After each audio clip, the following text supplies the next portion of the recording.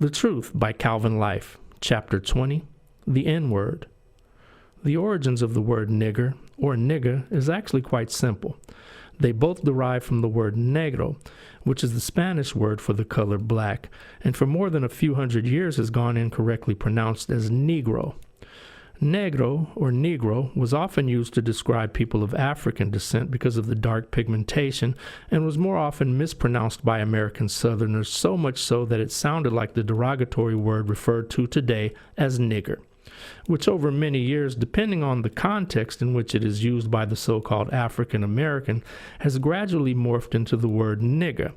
used as both a term of endearment and an exclamation of scorn amongst the black community, with its uses by any other race stringently forbidden.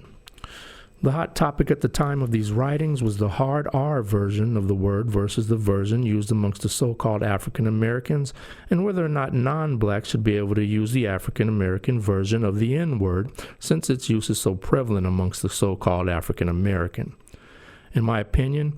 it shouldn't be used by so-called non-blacks for the same reason any other racial slur shouldn't be used by anyone who doesn't share the race that said word is intended for. While Italian Americans may use the G word amongst themselves, and Mexican Americans may use the W word amongst themselves, it'd be foolish and distasteful for me to use the slurs toward those groups, being that I don't belong to either. Therefore, why should we feel any different about the N-word?